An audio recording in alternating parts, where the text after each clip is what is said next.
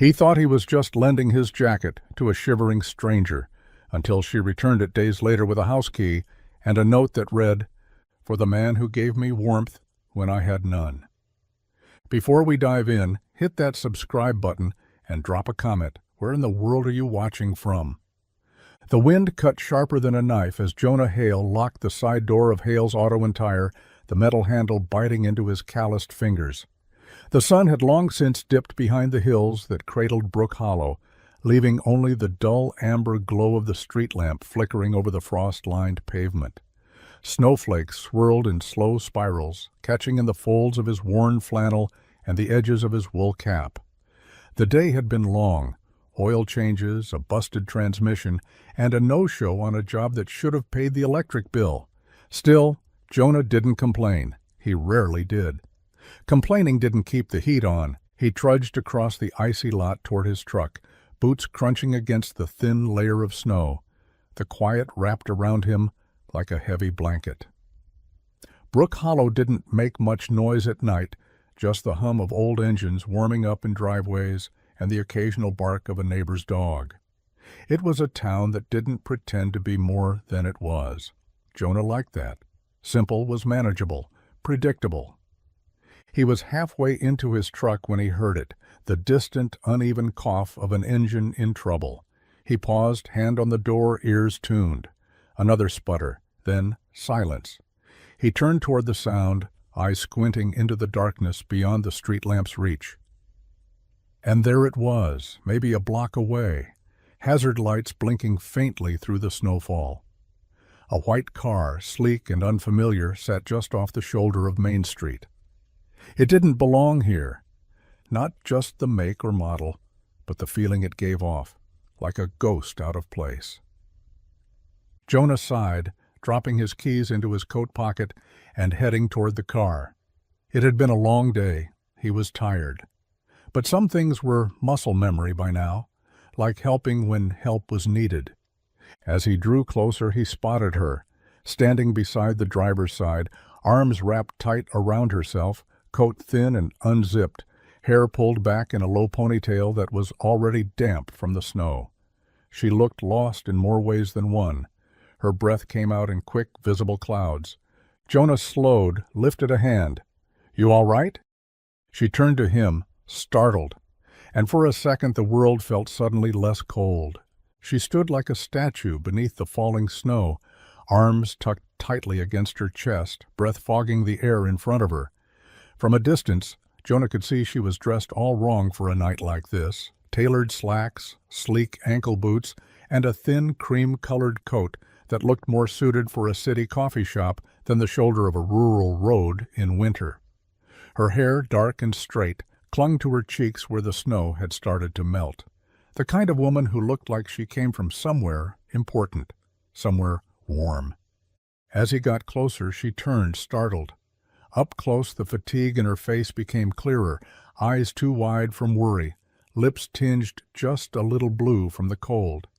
"Hey," Jonah said, keeping his voice calm and even, like he was talking to a spooked animal. "Didn't mean to scare you. Saw your lights flashing. Car trouble?" She hesitated before answering, her voice low and tight. "Yeah, it just stopped. I don't know what happened. I tried calling roadside, but my phone died." She held up the useless device, expression sheepish. Jonah nodded and glanced at the car. It was a high-end European model, one he'd only seen in magazines or at auto shows. Definitely not local. "Battery dead too?" She nodded. "I think so. I was hoping someone might drive by, but I've been out here for a while." Jonah shrugged out of his coat without thinking. "You're freezing. Here, take this." She opened her mouth to object, but he was already holding it out. His coat was old, quilt-lined, smelled faintly of pine and grease, and swallowed her whole when she finally slipped it on. But it was warm, and the relief in her posture was instant. "Thank you," she said, voice quieter now. "Name's Jonah," he offered. She hesitated again. "Ava?" "Well, Ava," he said, stepping toward the hood. "Mind if I take a look?" She shook her head. "Please." Jonah knelt by the front bumper, brushing snow off the grill. The world was quiet again, save for the steady beat of the hazard lights and the distant hush of falling snow. He didn't know who Ava was, or why a woman like her was stuck on a road like this, but something told him this wasn't just another repair call. The cold had a way of crawling under your skin in Brook Hollow. It didn't just sting, it lingered, settling deep into your bones and reminding you how far winter had sunk its claws into the town. Jonah had seen plenty of folks unprepared for it before, tourists passing through, new transplants who hadn't learned yet, but there was something different about the way Ava stood in the snow, too proud to admit she was freezing. She tried to hide it, kept her arms tight against her sides, rubbed her hands together as if the friction alone might save her. But Jonah could see her shivering, her fingers red at the tips, the kind of chill that meant her body had started to give in. He didn't think twice, just shrugged out of his heavy jacket and held it out. "Here," he said. "You'll catch your death out here in that thing." She looked at the coat like it was some kind of puzzle. "No, I'm fine, really." He raised an eyebrow. "You're not. That coat's for show, not for a night like this. Go on, take it." She hesitated, pride warring with practicality. For a moment she looked ready to argue again, but then her shoulders slumped, and she reached out with hesitant fingers. The jacket dwarfed her frame as she slipped it on. The sleeves hung past her hands, and the shoulders sat broad on her, but she hugged it around herself like armor. She breathed in, and Jonah didn't miss the way her eyes fluttered shut for a brief second. Warmth. Maybe comfort, too. "Thank you," she said, voice softer than before. "You didn't have to." Jonah glanced at her, the corners of his mouth twitching. "Yeah, well, I've got more jackets. You've only got one you can't use." Ava smiled faintly, a real one this time, and Jonah turned back toward the car before it settled too long. The engine was still quiet, no sign of life. He popped the hood, steam curling out as he leaned in, already diagnosing possibilities. But even as he focused on the work, his mind wandered back to her, this stranger with city clothes, tired eyes, and a name that didn't belong in Brook Hollow. Something about her didn't make sense. And that, Jonah knew, was exactly why she'd end up staying in his thoughts longer than she should. The engine was dead and the battery was too. Jonah could tell after just a few minutes under the hood it wasn't going anywhere tonight. He closed it gently, letting the latch click into place as he turned to find Ava watching him, still wrapped tightly in his coat, her breath curling in the cold like smoke. "It's not starting tonight," he said simply. "Battery's drained and it's not charging. Could be the alternator, could be something deeper. Either way, you're not driving it in this weather." Ava didn't say anything for a second, just looked past him toward the dark road ahead, like she could will the car to work. Then she nodded once, like she'd expected this. "There's a little inn a few blocks from here," Jonah offered. "Not fancy, but they've got heat and they won't overcharge. I can give you a ride." "I don't want to trouble you." "It's no trouble," he replied. "Besides, standing out here hoping for a miracle's a lot more inconvenient." She looked like she might argue again, but instead she nodded. "Okay, thank you." The inside of Jonah's old pickup was warm, if a bit cluttered. A spare set of tools clinked in the footwell, and the scent of pine-scented air freshener fought with years of engine grease and leather. Ava settled into the passenger seat, folding her hands in her lap like she wasn't sure what to do with herself. Jonah started the truck, the engine rumbling to life. They drove in silence for a few minutes, the windshield wipers brushing snow aside with lazy persistence. Street lamps flickered past, lighting the road in brief golden flashes. Jonah glanced over at her once. She was staring out the window, jaw tight, a storm in her eyes she didn't seem ready to explain. "You from around here?" he asked finally. "No," she said, not looking at him. "Just passing through." He waited, but nothing followed. No mention of where she was headed, no why. "Visiting family?" he tried again. Her lips twitched, almost a smile. "Something like that." Jonah didn't press. He'd learned long ago that some people carried their stories like locked suitcases, heavy, quiet, and not meant to be opened by strangers. Still, he couldn't shake the feeling that Ava wasn't just running late. She was running, period. The morning sun crept over Brook Hollow like it was apologizing for showing up late, casting a pale light over the quiet town. Frost still clung to the windows of Jonah's truck as he parked in front of the Willow Pine Inn, the same place he'd dropped Ava off the night before. He hadn't planned to stop, but something, curiosity maybe, had tugged at him as he passed. Just wanted to check in, make sure she was all right. Maybe return her phone if she'd left it behind. That's what he told himself anyway. Inside, the lobby smelled faintly of cinnamon and old carpet. A woman behind the counter looked up from her crossword with a polite smile. "Can I help you?" "Yeah," Jonah said, adjusting the brim of his cap. "Dropped someone off here last night. Ava, dark hair, thin coat. She checked in late, just wanted to see if she was still around." The woman blinked. "Sorry? What was the last name?" Jonah paused, then frowned. "Didn't catch it." "Well, we only had one guest check in last night," she said, flipping through a small ledger. "She paid in cash, no name given, checked out this morning before sunrise." Jonah rubbed the back of his neck. "She leave anything behind?" "Nope. Room was clean." The clerk tilted her head. "Friend of yours?" "Not exactly." He stepped back outside into the cold, the inn door clicking shut behind him. The truck stood waiting by the curb, steam rising faintly from the tailpipe. He opened the passenger door, half expecting to see his jacket folded neatly on the seat. It wasn't there. She'd taken it. He didn't know why that bothered him. Maybe it was because she'd left without a word. No thank you, no scribbled note, just vanished, like she'd never been there at all.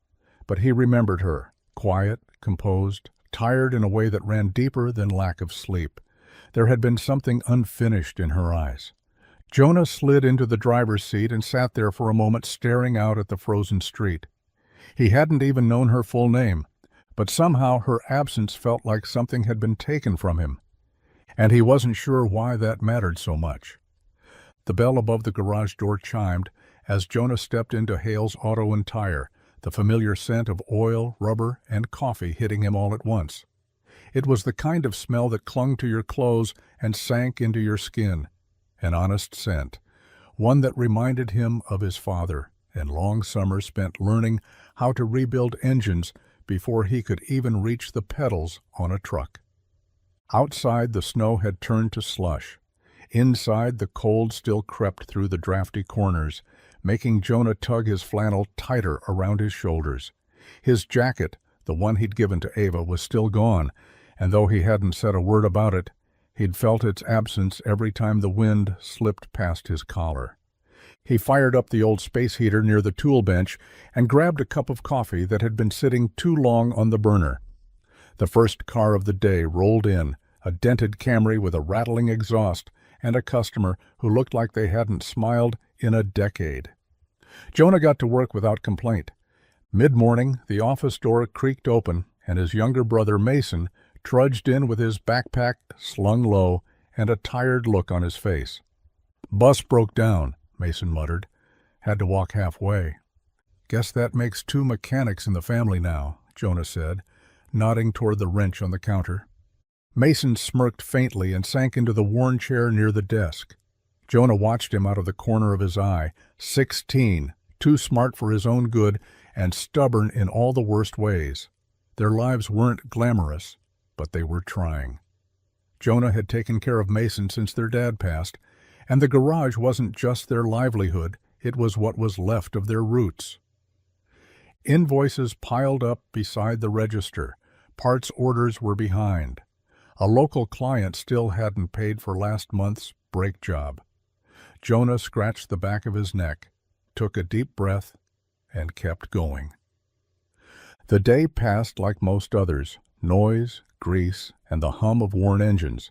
But every now and then, between the clank of tools and the growl of machinery, Jonah's mind drifted back to a woman in a cream coat standing in the snow, gone without a name, still taking up space in his thoughts. It was the kind of quiet that only happened mid-afternoon, after the lunch rush, before the school buses came rumbling down Main Street. Jonah had just finished tightening the lug nuts on a pickup's rear tire when he heard the crunch of tires on gravel outside the bay doors. Not a customer's usual beat-up sedan or rusty SUV. This was smooth, purposeful. He wiped his hands on a rag and stepped out to see a delivery van idling by the curb. A young guy in a Navy uniform stepped out, carrying a plain cardboard box, taped neatly at the seams. No logo, no return address. "Jonah Hale?" the courier asked. "Yeah? Got a delivery for you. Signature, please." Jonah scrawled his name and took the box, frowning as he turned it in his hands. No markings, no weight to it either. He set it down on the workbench inside and cut it open with his pocket knife, careful and slow. The top flaps folded back with a soft rustle, and there it was, his jacket. Clean, pressed, folded as if someone had taken their time with it. He stared at it for a second, caught off guard by the wave of familiarity. Then he reached in and lifted it out, noticing the weight in the inside pocket. He slid his hand in, fingers brushing metal. Out came a key, polished silver, modern cut, attached to a small brass tag that read Unit 3C. Beneath it, a piece of paper, thick, expensive stock, folded in thirds like a letter. He opened it. "Jonah, some things are easier to explain in writing. Thank you for the ride, the warmth, and not asking questions when I didn't have answers.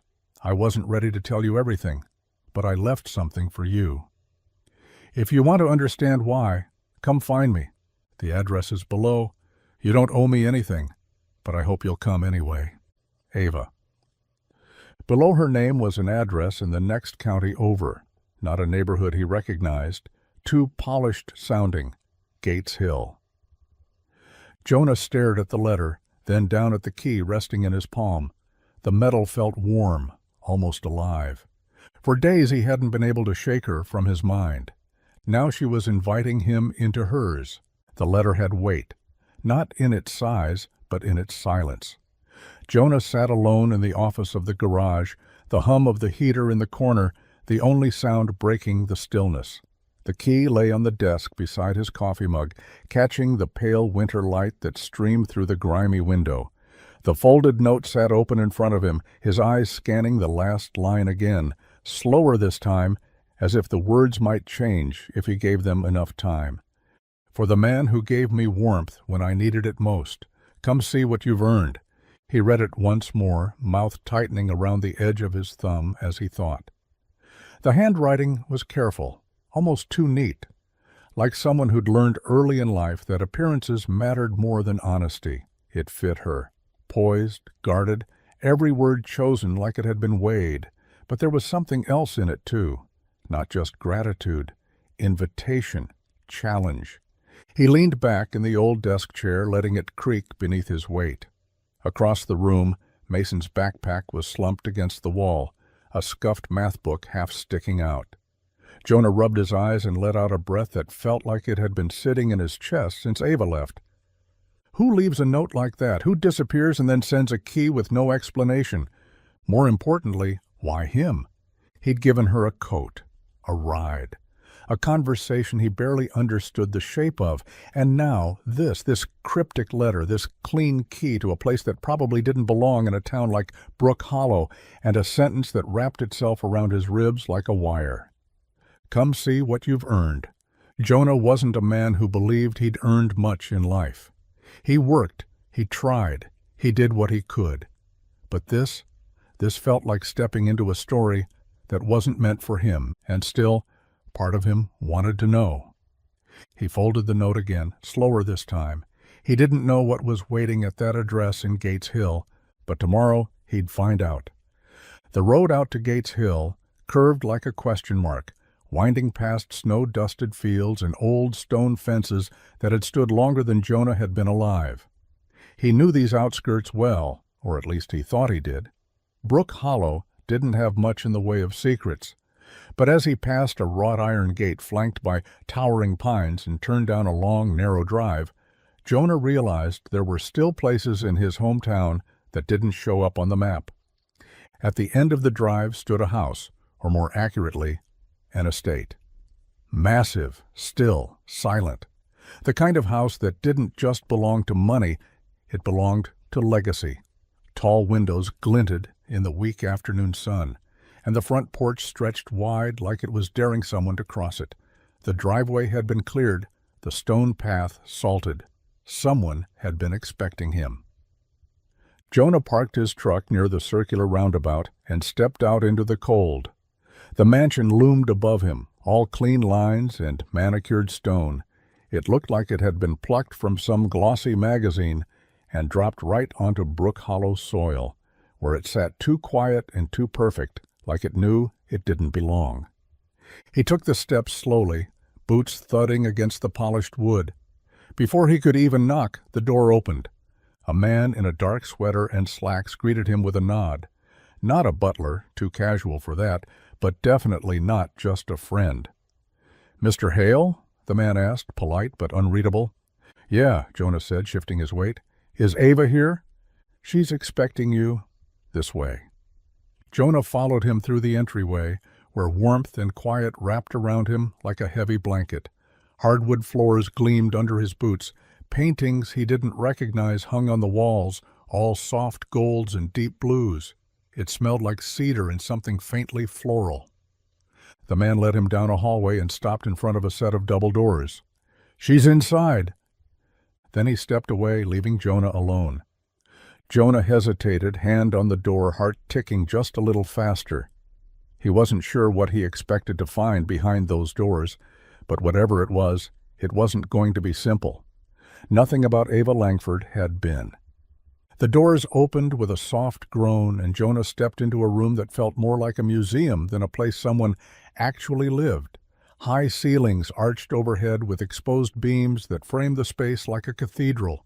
Floor-to-ceiling windows overlooked a frozen lake in the distance, the sunlight catching on the ice like scattered glass.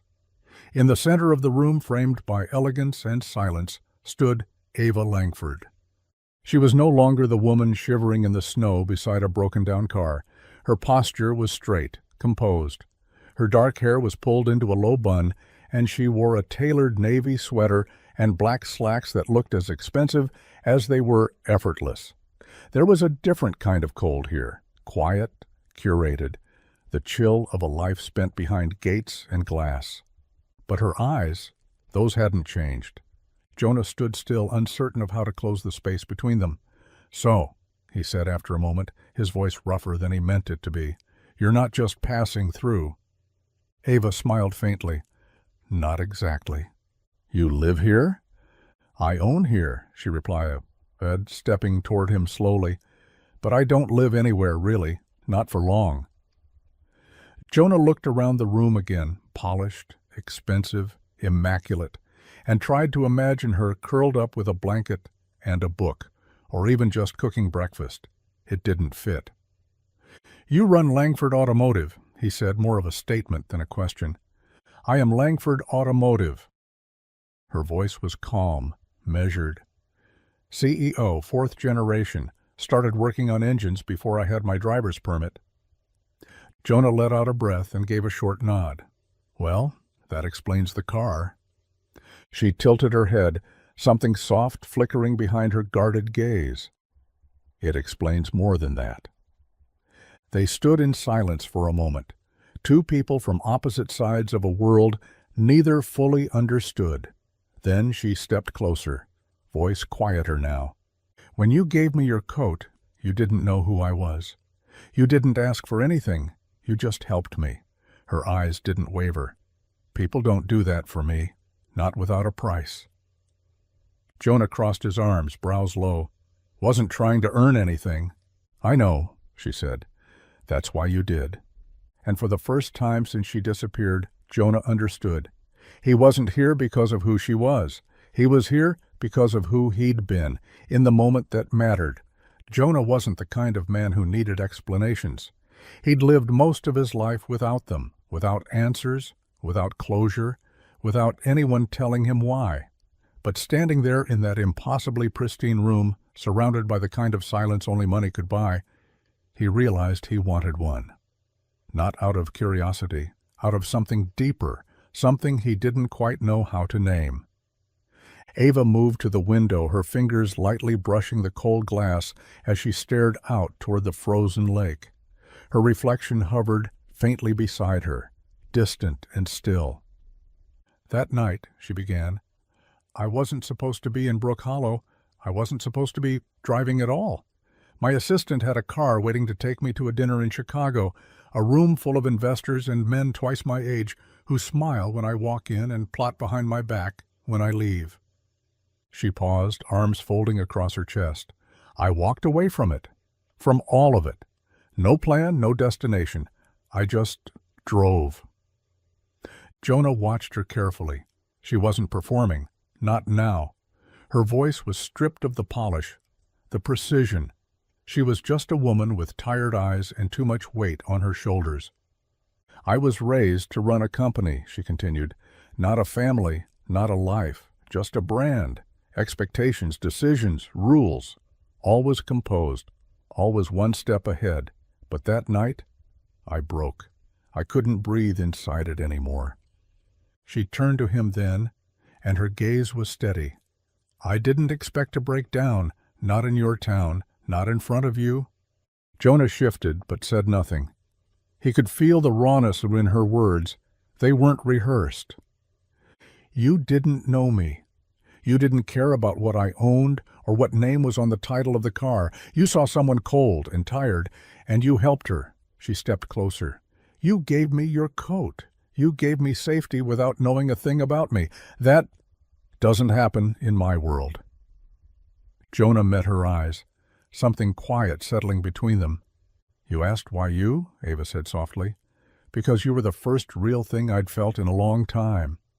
And Jonah, who'd always thought of himself as just a man trying to make it to the next day, stood there stunned, because in one broken-down moment, without meaning to, he'd changed someone's course completely. Jonah shifted his weight, crossing his arms as if bracing himself for a punch he hadn't seen coming.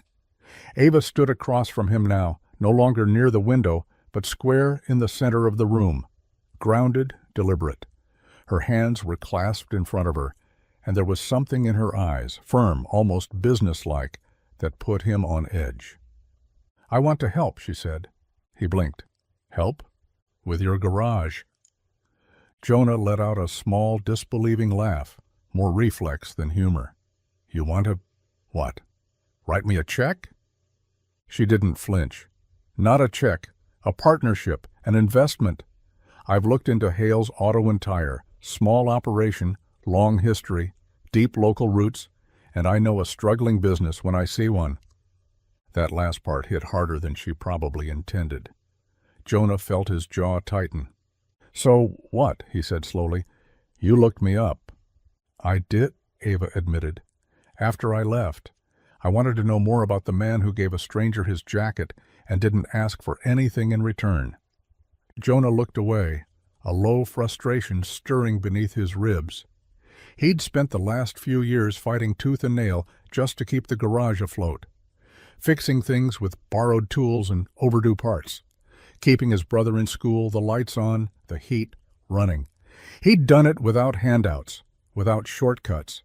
Now here she was, offering everything he'd never had, wrapped up in business smooth words and perfect posture. "Why would you do that?" he asked, voice flat. "You don't owe me anything." Ava stepped closer. "It's not about owing. It's about value. You're the kind of man I would have overlooked 5 years ago, 10 maybe, but not anymore." He studied her face, looking for the catch, the angle, anything that made this feel less impossible. "You really think pouring money into a broke garage in a one-stoplight town is a good investment?" She smiled faintly. "Not for everyone, but for me, it might be the best one I've ever made." Jonah didn't answer. He couldn't, because part of him wanted to say yes. The other part still didn't trust a world that gave so much, so fast, without warning. Jonah's hands curled into fists at his sides, the silence in the room stretching long and tight, the kind of silence that wasn't empty, but full of things unsaid, things uninvited. He took a step back, needing space that the cavernous room couldn't give. "I can't take your money," he said, the words clipped. "I won't." Ava tilted her head, her expression unreadable. "Why not?"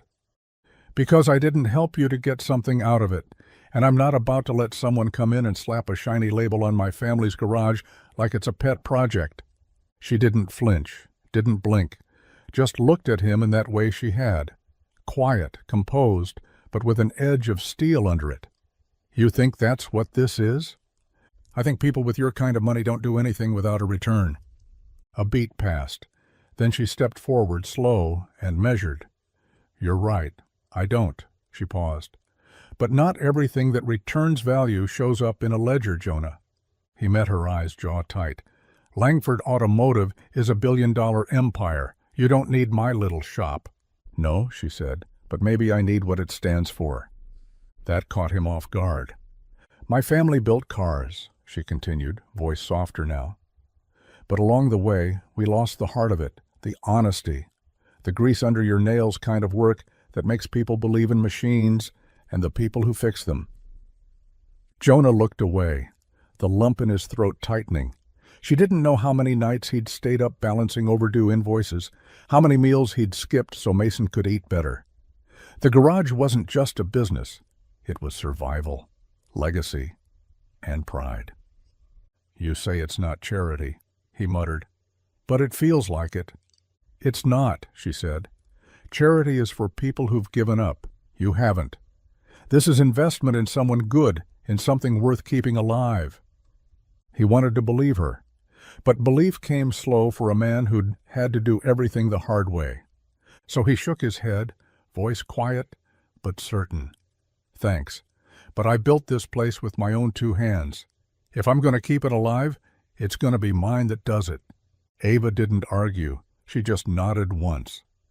And somehow, that made walking away harder.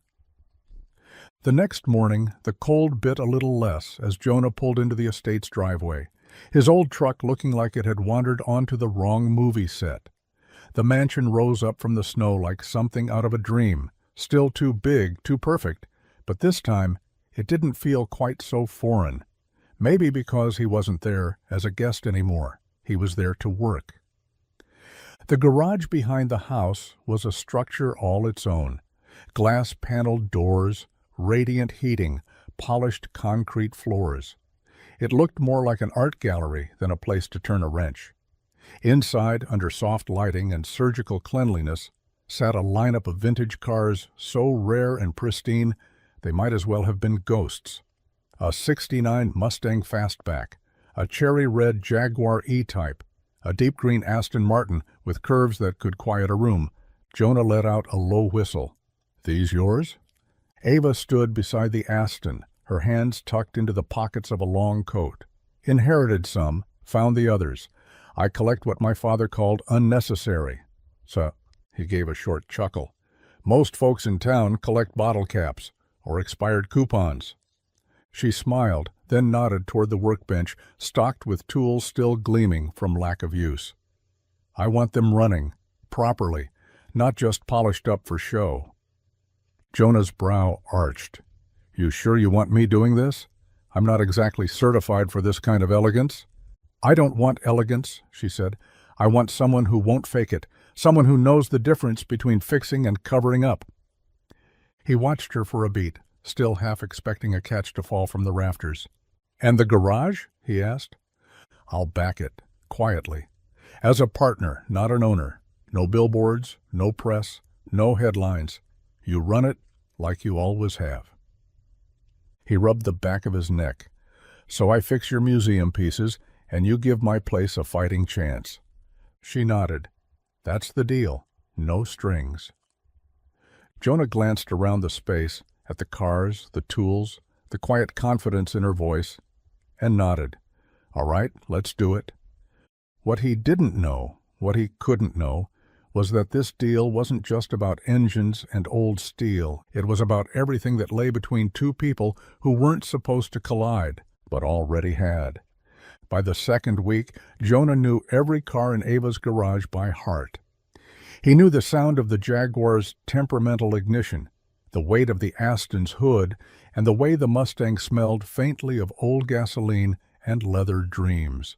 He arrived early each day, sometimes before the frost had even melted from the trees, and left late, hands black with grease, mind heavy with thoughts he didn't know how to name. The work was honest, the place anything but. The space was too clean, too quiet.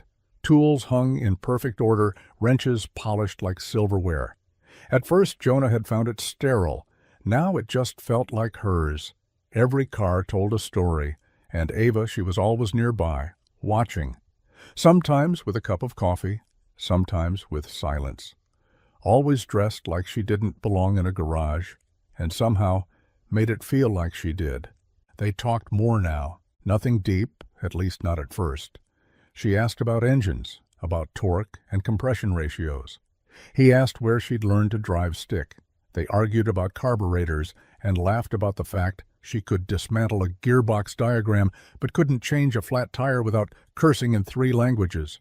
The rhythm between them was slow, steady, unspoken, like a song they both knew but hadn't realized they'd been humming together. Still, something lingered beneath it all, something taut. Jonah felt it every time their hands brushed over the same tool or when she leaned too close while examining a restored engine. He felt it in the quiet pauses, in the glances that lasted a second too long. She was elegance and restraint. He was grit and calloused hands. They had no business standing in the same room, let alone building something between oil spills and engine blocks. And yet they were. One afternoon she brought lunch, real sandwiches from a bakery across town, 2 cans of ginger ale, and a smile that reached her eyes. They sat on the edge of the workbench, boots tapping in time on the floor, the '69 Mustang gleaming beside them. "You ever think," she said, picking at the crust of her bread, "how weird this is?" Jonah looked over, brow raised. "What? That you're eating deli food in a multi-million-dollar garage?" She laughed.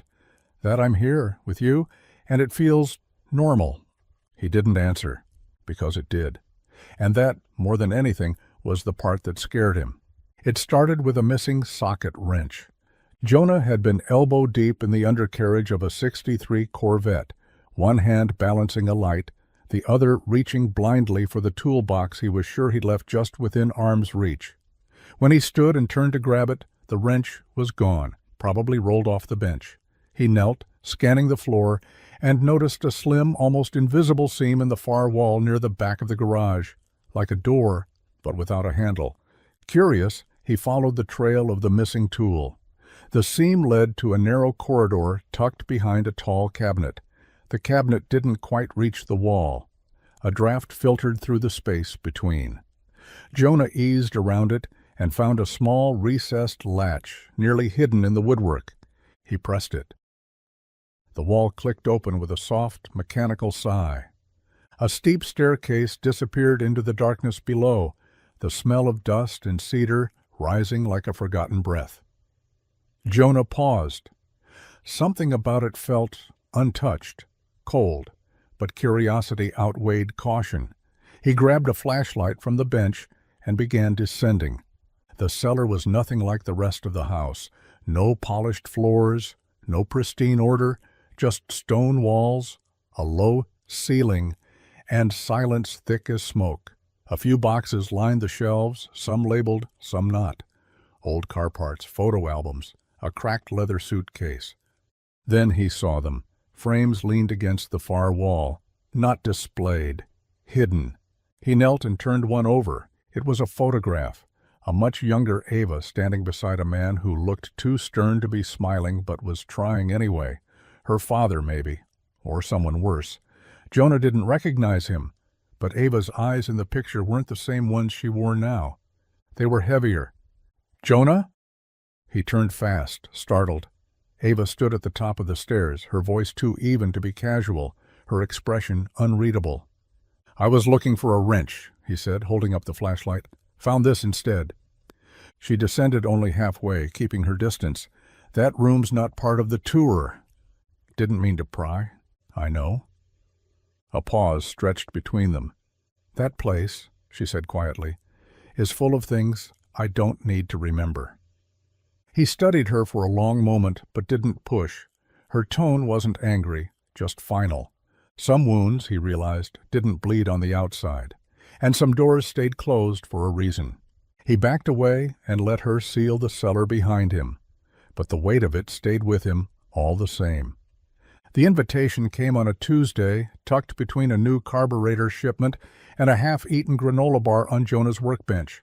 Thick cardstock, dark navy, with embossed gold lettering, classy in a way that made Jonah immediately suspicious. He picked it up with grease-stained fingers, squinting at the sharp script. Langford Foundation Winter Gala, Saturday 7 p.m. Black tie required. He stared at it like it was written in another language. It might as well have been. Later that day, Ava strolled into the garage like she always did. Coat half-buttoned, sleeves pushed up, coffee in hand. Jonah held up the invitation between two fingers. "What's this?" She took a sip, unfazed. "A night out, with me." "I'm not a tux guy, Ava." "That's all right. I already had one rented in your size." She smiled sweetly, as if that settled the matter. Jonah shook his head, setting the invite back on the bench. "I don't belong at things like that." "You belong where I ask you to be," she said gently, "and I'm asking." He met her eyes the way he always did when he needed to decide whether she was serious or just trying to win. This time, it wasn't either. It was something else, something quieter. She wasn't demanding, she was hoping. "Why?" he asked, softer now. Ava stepped closer, leaning her hip against the bench. "Because I've spent years in rooms full of polished people saying polished things. Not one of them ever meant more to me than the man who fixed my car without asking for a thing." Her voice dipped, almost cautious. "This gala isn't about investors. It's about showing people who I am now. You're part of that." Jonah looked down, hands stuffed in his jacket pockets. Part of him still wanted to say no, to keep the line between her world and his sharp and clear. But another part, the part that remembered the note in the jacket pocket, the lunches in the garage, the way she looked at him like he was something solid, knew the truth. He mattered to her, not just in the shadows, but in the light. So he exhaled slowly, glancing at her sidelong. "Black tie, huh?" Her smile returned, warm and wide. "Don't worry, you clean up just fine." Jonah hadn't worn a suit since his father's funeral, and even then it didn't fit right. The tux felt foreign, stiff in the shoulders, tight at the collar, like it was borrowed from a version of himself he didn't recognize. The mirror at the hotel showed him someone sharper, quieter and cleaner than he was used to seeing. Hair slicked back, jaw freshly shaved, the old grease under his nails scrubbed away until his hands looked like they belonged to someone else. Almost. He adjusted the tie again and muttered under his breath, "Ridiculous." But then the town disappeared behind him as he pulled up to the Langford Foundation's Winter Gala. The venue was a marble and glass monument to old money and new power, its entrance glowing with soft gold light and flanked by two valets who looked like they were too scared to breathe on the guests' cars.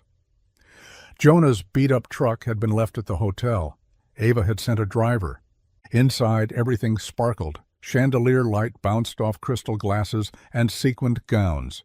Waiters moved like ghosts with silver trays, and the air smelled faintly of money and something floral Jonah couldn't name. People didn't talk so much as they murmured, low, knowing tones that said more than their words ever could. Then he saw her. Ava stood near the grand staircase in a backless black dress that shimmered like moonlight on a lake.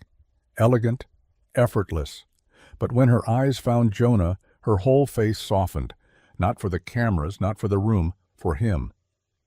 She crossed the floor and took his hand without hesitation. "You made it." "I don't think I had a choice," he said, trying not to gape. She laughed and turned toward the crowd, still holding on to him. "Everyone," she said to a nearby cluster of polished suits and pearl necklaces, "this is Jonah Hale, my partner." The word landed like a stone dropped in a still pond. Eyebrows arched, Smiles froze in place. One man, a broad-shouldered guy with perfect hair and something smug in his posture, tilted his head and gave Jonah a once-over that bordered on condescending. "Langford's finally shaking things up," he said dryly. Jonah held his gaze. "Just fixing what's broken." The man raised an eyebrow, but Ava smiled, proud and unbothered. Jonah wasn't used to this kind of room, but in that moment, with Ava beside him and every eye watching, he realized something strange. He wasn't just surviving it. He belonged there, whether they liked it or not. The ballroom shimmered with noise, chatter layered over music, clinking glasses, laughter that never reached the eyes. Jonah had stepped away from the main floor to breathe, finding his way toward the far end of the gallery wing, where framed photos of past Langford Foundation events lined the walls. He wasn't built for crowds, let alone rooms where every conversation was a transaction in disguise. He sipped from a glass of something too expensive to taste good and wandered past a velvet curtain half drawn over a small, sitting alcove. That's when he heard it. Ava's voice, low, firm, familiar, but sharper now. "All business. You're not listening, and I'm not interested." A man's voice followed, smooth as smoke, but tight with warning. "You're walking away from something that built you." "I didn't build Langford just to hand it over to vultures," Ava shot back, "especially not with you backing the deal." Jonah moved closer, careful not to be seen, heart beginning to thrum. "You don't have the leverage you think you do," the man said. "That small-town charity act might impress the board, but it won't hold up in a merger. I'm not trying to impress anyone. I'm trying to change things." The man let out a low chuckle, like he'd heard something amusing. "You think dragging some grease-stained mechanic into a ballroom makes you credible? Come on, Ava. You're playing dress-up with someone who can't even spell acquisition." Jonah stiffened, every instinct in him telling him to step in, but he didn't. Not yet. There was a pause, then Ava's voice dropped, ice in her words now. "Leave Jonah out of this. He's more honest than any man in this room, and that includes you, Dad." Jonah felt the floor shift under him. Her father. He hadn't seen the man's face yet, but now he had a name, a relationship, and a truth that felt heavier than anything he'd come to the gala expecting. "You walk away from this deal," her father said, "and you walk away from everything we built. Don't expect a safety net when you fall." "I never had one, Joe," she replied, "but I'd rather fall on my own than sell what's left of my soul." Silence followed. Jonah backed away quietly, the shadows swallowing him whole. He hadn't meant to hear it, but now he couldn't unhear any of it, and he knew. Ava wasn't just fighting for change. She was fighting to be free. The fireworks cracked overhead like distant thunder, lighting the sky in bursts of gold and white. From the balcony just off the west wing of the estate, the noise was softer, the world quieter. A few stragglers had wandered outside with champagne flutes and polite smiles, but Jonah stood alone near the stone railing, his tie loosened, the night air sharp against his collar. He heard the door open behind him.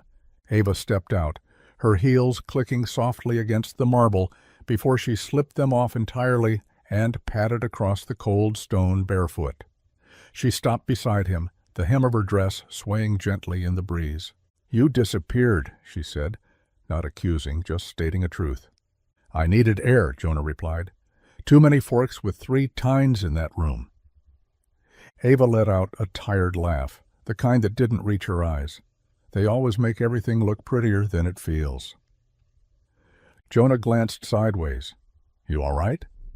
She didn't answer right away, just leaned her forearms on the railing, staring out at the horizon, where the last of the fireworks faded into smoke. The silence between them was thick, but not heavy. It waited patiently. "My mother hated nights like this," she said finally. "All the lights and music and people pretending they liked each other.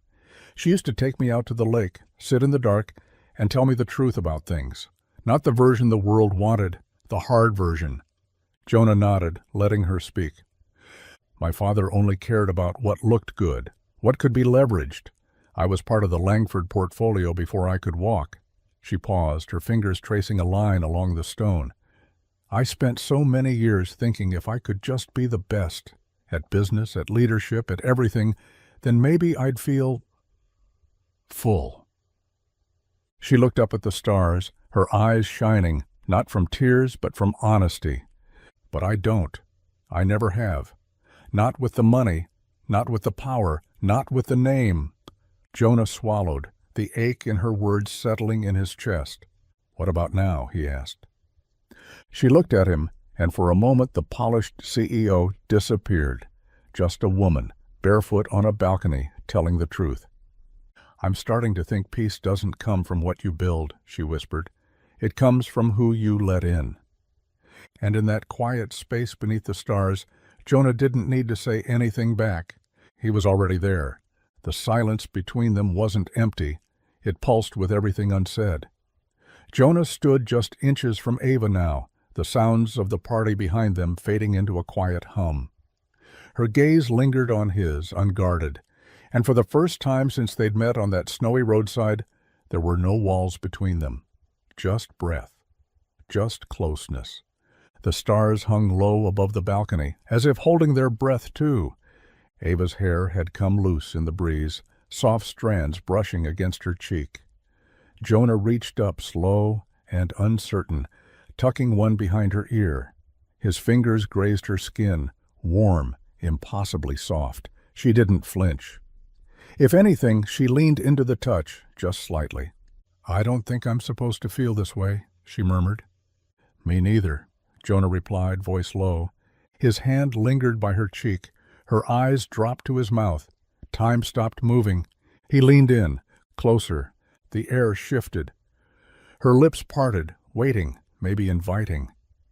The space between them disappeared into something fragile and electric. Then his phone buzzed, loud, jarring. Jonah froze, hand dropping instinctively to his pocket. Ava blinked, the moment rupturing like glass. "Sorry," he muttered, stepping back as reality flooded in. He glanced at the screen. Mason. His stomach sank. "Give me a second," he said, answering as he walked toward the far end of the balcony. "Mason? What's going on?" A rush of words met him on the other end. His brother's voice was tight, a little panicked. He'd missed the bus after a tutoring session. His phone had died. He was stuck in the next town over. The shop teacher had just left, and no one else had picked up. Jonah sighed, pressing a hand to his forehead. "All right, I'm coming." He ended the call and turned back toward Ava, who was now standing with her arms crossed, eyes downcast. The spell between them had broken, and the cold had crept back in. "Everything okay?" she asked. He nodded reluctantly. "It's Mason. He needs a ride." Of course it was Mason. His life didn't come with elegant balconies and perfect timing, just responsibility, always. Ava gave a small smile, the kind that tried not to be disappointed. "Go. He's family." Jonah hesitated for a moment, then nodded and turned to leave. But as he stepped inside, one thought lingered like a bruise just beneath the surface. They had been one heartbeat away from something real, and real didn't wait forever. The morning sun hadn't even climbed above the trees when Jonah pulled into the gravel lot of Hale's Auto and Tire. He was running on 3 hours of sleep, a lukewarm coffee, and the kind of exhaustion that settled behind your eyes and refused to leave. After dropping Mason off at school, he'd hoped for a quiet day, routine, predictable. But the garage didn't look quiet. The front bay door was half open, the steel slats twisted like someone had tried to pry it up with brute force. Shattered glass glittered across the entryway like morning frost. The side window, where he usually posted parts lists and local flyers, was smashed in, jagged at the edges. Jonah slammed the truck door and ran up the steps. The office was trashed. Drawers yanked out and dumped on the floor, papers scattered, some soaked through from a busted water line. The old cash register had been knocked over, the drawer pried open, even though Jonah hadn't kept more than $20 in it since the Carter job 6 months ago. Tools were gone, some of the more expensive diagnostic gear too. But that wasn't what made his stomach turn. It was the wall by the workbench, spray-painted in harsh black letters, right across the faded photo of his dad, and him rebuilding their first engine together were 4 words: "She's not for you." Jonah stood frozen, fists clenched at his sides, heart pounding like a hammer inside his chest. This wasn't random. This wasn't just a break-in. This was a message. He backed out of the office slowly, stepping over broken glass and splintered wood. The air smelled like oil, rust, and warning. Whoever had done this hadn't just wanted to steal tools. They'd wanted to make sure Jonah felt it, felt small, felt watched, felt out of place in a world that didn't want him stepping foot outside of Brook Hollow, let alone into the life of someone like Ava Langford. He exhaled through his nose, sharp and angry, then pulled out his phone. Not the cops, not Mason, Ava. And for the first time since he'd met her, he didn't know what to say. Ava arrived within the hour. Her sleek black SUV rolled to a stop just outside the garage, tires crunching over broken glass as she stepped out, a dark coat wrapped tightly around her, hair pulled back, eyes sharper than Jonah had ever seen them. She didn't hesitate, didn't flinch at the mess or the vandalism or the stinging words still scrawled across the wall. She walked straight toward him, her heels echoing in the silence. "Are you okay?" she asked, her voice low but tight with urgency. "I'm fine," Jonah muttered, though his jaw was clenched and his hands wouldn't stop flexing at his sides. "Garage isn't." She scanned the damage quickly, her brows narrowing. "Do you know who did it?" "No names," Jonah said, but the message was pretty clear. Ava turned to the wall, her face unreadable. "She's not for you." It stared back at them, bold and crude. She inhaled slowly, then looked at him. "This is because of me." He didn't say anything, but the answer was already in the air. Ava took out her phone. "I'll have a crew here in an hour. They'll clean this up, replace what's missing. I'll cover everything." "No," Jonah said sharply. She paused. "Jonah?" "I said no." His voice was firmer than he meant it to be, but the heat in his chest wouldn't let him soften it. "I appreciate it, really. But this place, this is mine. My mess. My name on the door." "I'm not trying to take that away from you," she said carefully. "I know you're not. But if I let you fix this, I lose something I can't get back." She stepped closer, quieting. "This isn't charity. It's care." Jonah met her eyes, something fierce and tired behind his own. "I've spent my whole life making sure no one could say I needed saving. Not when my dad died, not when the bills piled up, not even when I was scraping by with Mason and 2 broken lifts. I won't start now." They stood there in the cold silence of the ruined garage. 2 people who wanted to give but didn't know how to receive. "I don't want your money," he said finally. "I want to stand on my own 2 feet. With you, maybe, but still on my own." Ava nodded slowly. The fire in her eyes didn't dim, but she stepped back, giving him the space he needed, even if it made her ache to do it. And Jonah turned toward the mess, sleeves rolled, heart heavy. He didn't want her to fix it. He needed to fix it for himself. The next few days passed like winter wind, sharp, cold, impossible to ignore. Jonah buried himself in repairs, fixing what he could with what little he had left. Insurance was slow, the police were slower, and the silence between him and Ava, that was the loudest thing of all. She'd stopped coming by. He hadn't called. There wasn't a fight. Not really. No shouting, no slammed doors. Just something slow unraveling between them, thread by quiet thread. It wasn't about the garage anymore. It wasn't even about the money. It was about pride, about fear, about 2 people standing on different ground, looking at the same thing and seeing it through entirely different eyes. On the 4th evening, after closing up the shop and locking the new deadbolt he'd installed himself, Jonah drove out toward the edge of town. The mansion loomed in the distance, glowing faintly behind tall trees and taller fences. He hadn't been back since the day of the break-in.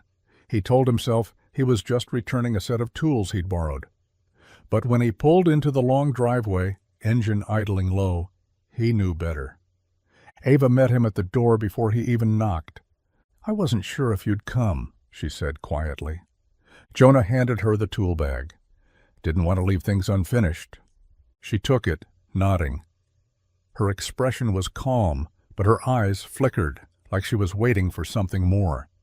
"Look," Jonah said, rubbing the back of his neck. "I've been thinking about all this, the deal, the cars, us."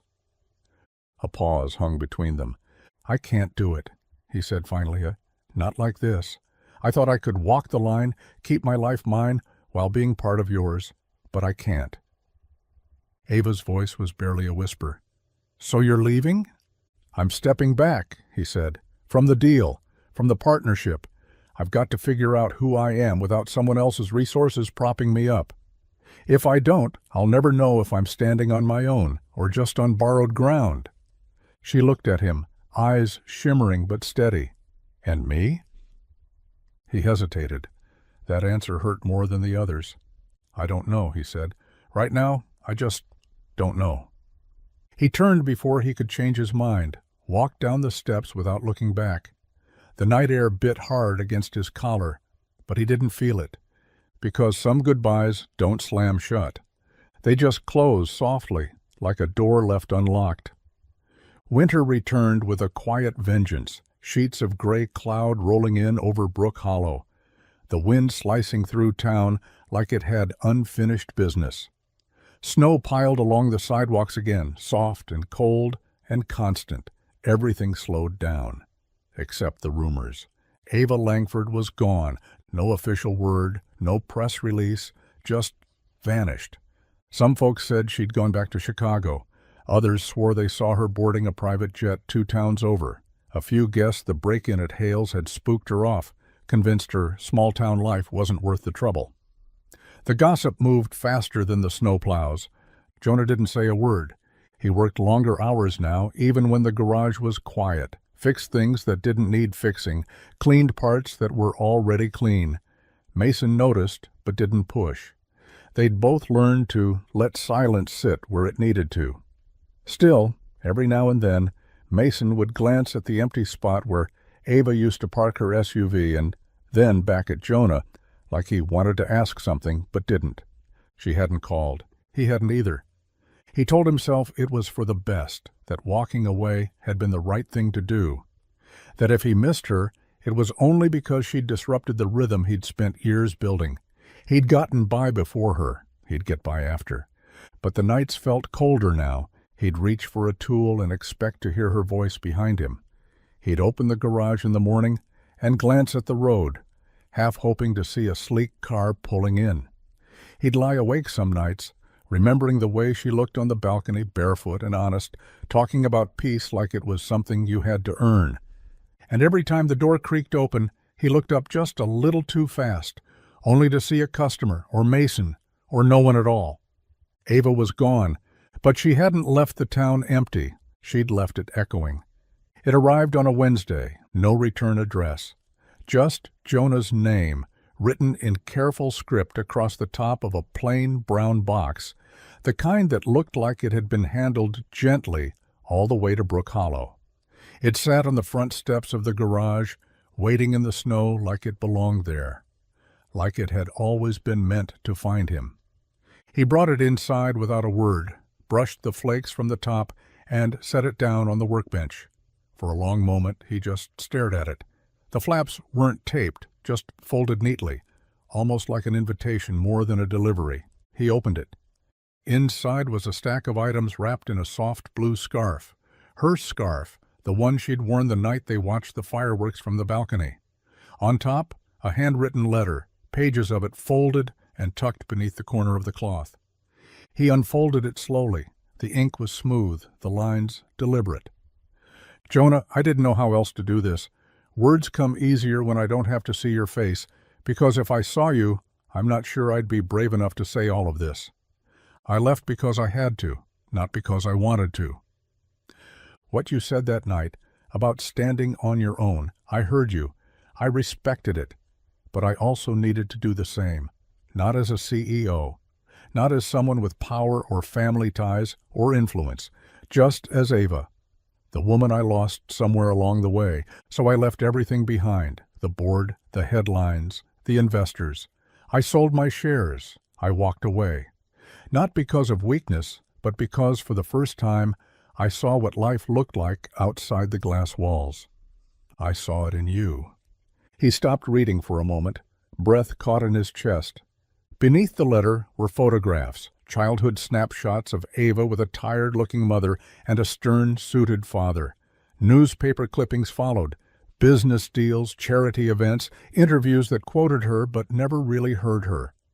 And finally, more recent pictures, ones he hadn't seen before. Her by the lake, her in the garage, sleeves rolled, grease smudged across her wrist. Someone must have taken them quietly, in between work and silence and something like peace. She had given him her story, not the polished version, the real one. And as Jonah sat there, letter trembling slightly in his hands, he realized something simple and staggering. She had left. But she hadn't let go. The letter stayed on the workbench for a long time after Jonah finished reading it. He didn't fold it, didn't pack it back into the box. He just let it lie there, the paper curled slightly at the edges, as if the words were still breathing. Snow fell steadily outside the garage windows, blanketing the town in the kind of hush that made everything feel slower, closer. He sat on the old stool near the tool rack, hands resting on his knees, eyes fixed on nothing in particular. For days he'd told himself Ava's disappearance was just another chapter closing, that she'd moved on like people from her world always did, that what they'd shared, those quiet, electric moments between engine grease and elegance, was never meant to last. But now he knew better. The photographs, the clippings, the scarf, the letter, they weren't just memories. They were her way of saying, "I want you to see me, all of me, not just the parts that are easy to love." Jonah had spent most of his life building walls out of necessity, out of survival. But Ava hadn't asked him to tear them down. She'd simply walked up to them, placed her story at the base, and waited. Not to impress him, not to fix him, but to meet him exactly where he was. And suddenly, everything he'd held onto so tightly, his pride, his independence, his fear of being swallowed up by a world he didn't understand, felt small compared to what she'd been offering all along. Not charity, not control, belonging. Not the kind that came with contracts or shared assets, but the kind that whispered, "This life could be yours too, if you want it." He exhaled slow and steady, the weight in his chest shifting into something quieter, lighter. Ava hadn't asked him to come find her, but in every word, every photo, every folded page of that letter, she had left the door open. And for the first time since she'd disappeared, Jonah knew exactly what he needed to do. Not because he owed her, because he finally understood what mattered most. Her, them, home. The road stretched out before him like a ribbon of possibility, flanked by bare trees and frozen fields that shimmered beneath the winter sun. Jonah's old truck rattled over patches of salted asphalt, the heater fighting to keep the cab warm, the tires humming with purpose. The letter was folded on the passenger seat, worn from the number of times he'd picked it up, read it, held it, like a compass. He didn't know exactly where Ava had gone. The return address on the package was a dead end, just a postal center in the next county, but she had left clues. A lake in upstate New York where her mother used to take her. A cabin her family had abandoned long ago, but she remembered like it was yesterday. He'd circled the mention in her letter 3 times before grabbing his keys. He wasn't chasing her to get answers. He was chasing her because he already had them. The miles peeled away, town by town, until Brook Hollow was a fading memory in the rearview mirror. He passed frozen lakes and sleepy diners, roadside gas stations with flickering neon signs. But with every mile, the noise in his head, the doubts, the hesitations, the what-ifs, got quieter. He wasn't just a mechanic with dirt under his nails and bills to pay. He was a man who'd met someone who saw past all that, and he was done pretending that didn't matter. As the sun began to dip below the tree line, Jonah turned off the main highway and onto a winding back road, the tires crunching over gravel. A small hand-painted sign read, Langford Lake. Just ahead, nestled between the pines, was a cabin, modest, weathered. Smoke rising gently from its stone chimney, warm light glowed from the windows, golden against the blue dusk. He parked the truck at the edge of the narrow drive and stepped out, breath curling in the cold air.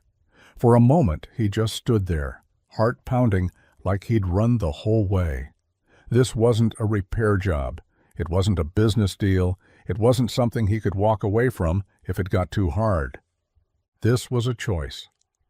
He walked up the snowy path to the front door, boots crunching steadily beneath him, and raised his hand to knock, not as a man chasing what was lost, but as one finally ready to be found. The door creaked open before he could knock. Ava stood there barefoot on the wood floor, a thick knit sweater draped over her shoulders and a mug cradled in her hands. Her hair was loose this time, falling in soft waves that brushed her collarbone, and her eyes, tired but steady, met his with something like surprise and something deeper still. She didn't speak at first. Neither did he. The cold swirled around them like it was waiting for permission to pass. "I didn't think you'd come," she said finally, voice barely louder than the wind, whispering off the lake behind her. Jonah took a breath, his heart thudding hard in his chest. "Neither did I." She stepped back to let him in, and he crossed the threshold into warmth. The cabin smelled of pine and old cedar, a fire crackling softly in the stone hearth, simple furniture, handmade blankets, stacks of books scattered in uneven piles, no glass, no gloss, no corporate veneer, just Ava. "Nice place," Jonah said, scanning the room. "It was my mother's," she replied. "She came here when she needed to feel like herself again." She hesitated. I'm just starting to learn what that even means." Jonah glanced around. No cell service, no screens, just her voice, the fire, and a view of the frozen lake beyond the wide back windows. "So what's it been? Campfire therapy?" "Something like that," she said with a soft smile. "I've been undoing things. Years of noise, expectations, scripts I didn't write but kept performing anyway." He nodded, taking it in. "And now?" "I'm not sure," she said honestly, "but for the first time, I don't feel like I have to pretend I know." Jonah stepped closer, eyes locked on hers. "You walked away from everything." "I had to," she said. "I couldn't keep building a life I didn't believe in, not after meeting someone who reminded me what honesty looks like." His chest tightened at that. "I didn't come here to fix anything," he said. "I came because I couldn't keep pretending I didn't care. About you. About what we had. About what it could be." Ava's eyes shone, not with tears, but with something warmer. "I'm not a CEO here," she said, voice quiet. "I'm just Ava." Jonah reached out, brushing a hand against hers. "Good," he said, "because I didn't come here for Langford. I came for you." The fire crackled in the hearth, casting long golden shadows across the wooden floor. Outside, the lake was a mirror of ice and moonlight, still and silent. Jonah and Ava sat near the fireplace, knees brushing as they shared a blanket, more out of instinct than design, the air between them thick with words that hadn't yet found their voice. Jonah reached into his coat pocket and pulled out something small, cold, and familiar. He held it out to her, her key, the one she had hidden in the jacket weeks ago, tucked away with a note and a challenge that had turned into something bigger than either of them could have predicted. "I think this belongs to you," he said quietly. Ava looked down at the gleaming silver in his palm. Her breath caught just for a moment as she reached out and took it. Her fingers lingered against his. "I wasn't sure you'd ever use it," she said. "I wasn't sure either," he admitted. "But now I get it. You weren't just giving me a place to go. You were giving me the choice to come." She nodded slowly, tracing the edge of the key with her thumb. Jonah hesitated, then pulled something else from his pocket, a smaller key, older, brass and worn at the edges. He set it gently beside hers. She glanced up, eyes searching his. "What's this?" "It's the key to the old farmhouse on Maplewood Hill," he said. "I put in an offer. Needs work, but the bones are good, plenty of space, a porch that overlooks the trees." Her brows lifted. "You bought a house?" "Not just a house," Jonah said, voice soft. "A future. One that's mine, but maybe also yours, if you want it." The room went still, the fire popping softly behind them. "I'm not asking for a yes right now," he added. "Just wanted you to know I'm not walking away this time. I'm building something, and I want to build it with you." Ava stared at the key for a long, quiet moment. Then she reached over, laced her fingers with his, and whispered, "Then let's start with the front door."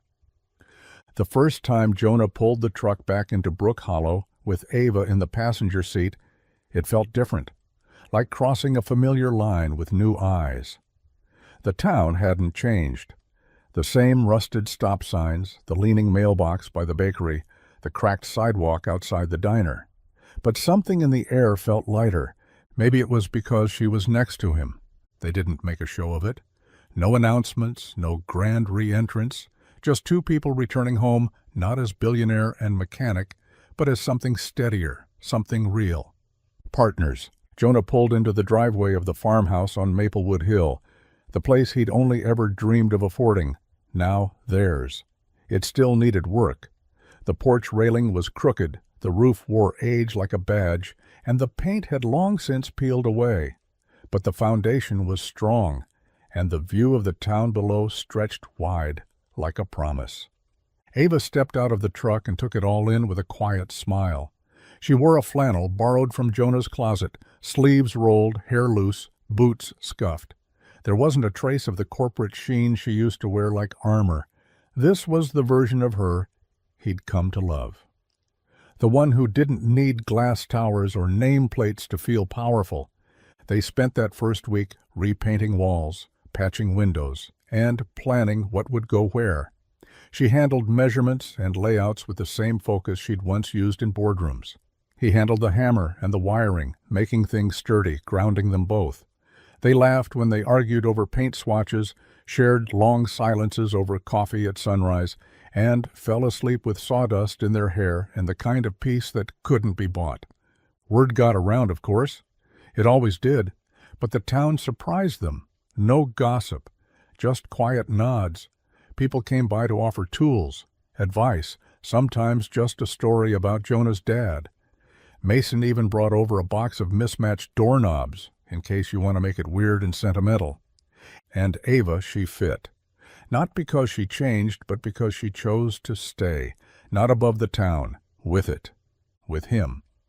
Brook Hollow had always been Jonah's world. Now it was theirs. Spring arrived slow and quiet in Brook Hollow, peeling back the frost with gentle sun and warm rain. The snow gave way to soft earth, and the fields around the farmhouse began to blush green again. Birds returned to the fence posts, and life resumed its rhythm, not rushed, not loud, just right. The farmhouse had changed, and so had they. The front porch had new railings, painted white. The kitchen smelled of fresh coffee and cinnamon most mornings. Ava planted herbs in the windowsill, always forgetting which ones she'd watered. Jonah built a swing out back, overlooking the trees. Some nights they sat there in silence, hands intertwined, watching the fireflies drift like lazy sparks in the dusk. But it was the garage that became the heart of everything. Hale's Auto and Tire reopened 2 months later, cleaned up, reinforced, with a fresh coat of paint and a new sign that read, Hale and Langford Motors. It wasn't just Jonah's name on the door anymore, and not because she bought her way in, because she showed up every day, side by side, boots on the floor, sleeves rolled, elbow deep in engine grease when it called for it. They fixed cars together, old and new, practical and rare. And just beside the main shop, in a converted barn with polished floors and glass walls, they opened the Langford Auto Museum. Ava's collection lived there now, not behind velvet ropes, but among stories and handwritten notes about each vehicle's history. Kids came to visit on weekends, eyes wide, Locals who once thought those cars belonged in another world now walked through them like old friends. Mason handled tours on Saturdays, cracking jokes and pretending to hate it. Jonah's high school shop teacher donated a rusted-out '72 Chevy as a conversation piece. Ava just smiled through it all, more at peace than Jonah had ever seen her. It wasn't perfect. There were still bills to pay, nights when the roof leaked, parts that arrived late. But there was laughter in the mess, comfort in the noise, and love in everything. They didn't just build a home. They built a life, not out of wealth, out of choice, out of grace, out of the quiet decision every day to keep showing up for each other and for the place that held them. Home wasn't a key or a deed. It was them at last.